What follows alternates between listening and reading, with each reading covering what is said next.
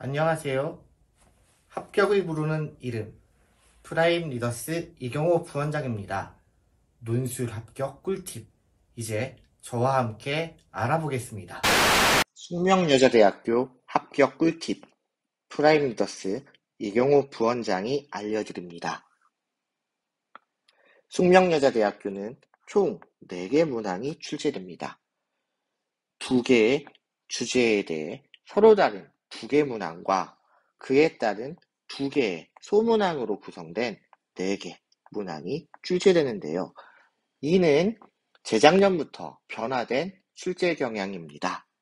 그렇기 때문에 과거 구유형을 공부하는 학생들에 있어서는 해당 구유형의 문제가 둘로 쪼개져서 출제된다라고 생각하고 연습을 해주신다면 무리 없이 숙명여자대학교의 새로운 유형을 공략하는데 많은 도움을 얻으실 수 있을 겁니다.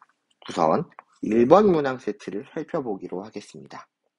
1번 문항 세트는 1-1번 문제에서는 대체로 비교 분석의 요구사항이 출제된 문제가 많았습니다.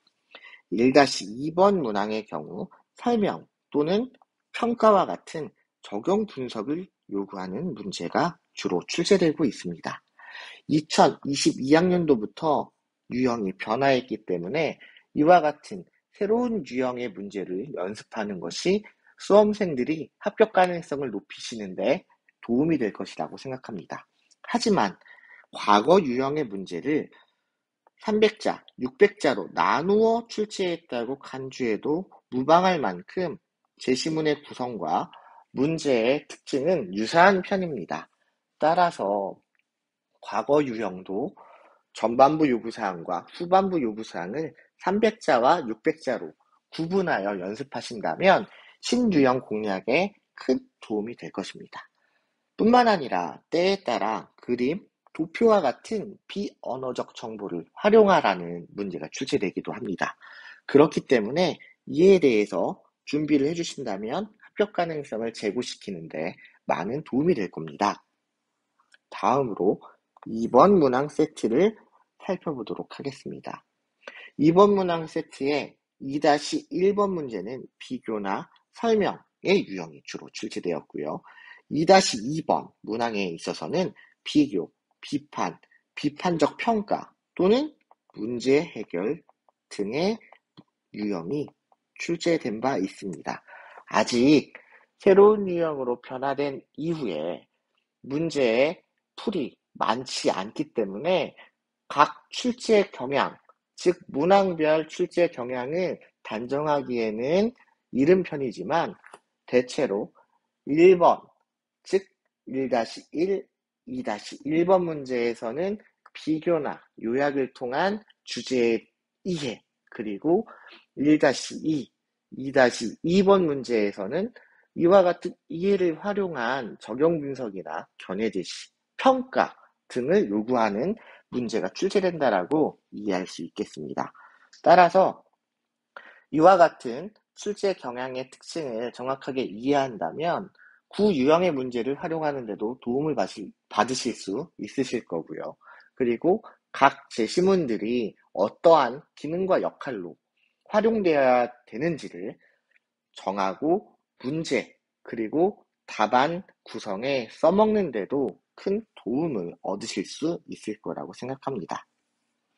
숙명여자대학교 문제를 공부하는 데 있어서 서강대학교 인문, 이대, 중대, 동국대, 홍대, 세종대, 광운대학교 문제들을 참고하면 많은 도움이 됩니다. 2번 문항은 1번 문항과 명백하게 정체성을 구분하기는 어려운 편이지만 사회과학 제시문을 연습하는 데 있어서 서강대 경영 등등의 문제를 참고할 수 있겠습니다. 이들 대학들은 모두 특별한 유형이 정해져 있지 않고 통합논술의 여러 질문과 유형들이 복합적으로 출제되는 대학이기 때문에 무엇보다 통합논술 유형의 목적과 그리고 해결 방안을 정확하게 이해하고 그리고 문제풀이에 활용할 수 있는 기본기를 갖추는 게 중요하겠습니다. 숙명여자대학교 기출문제를 가지고 혼자서 공부할 때 유의할 점은 다음과 같습니다. 2021학년도까지는 각 문항별로 천재 안팎의 장문형 문항으로 구성된 2개 문제가 출제되어 왔습니다. 그러나 22학년도부터는 300자, 600자로 나누어 출제되고 있기 때문에 실질적으로 수험생 여러분들은 부담이 줄었다고 보기 쉽습니다.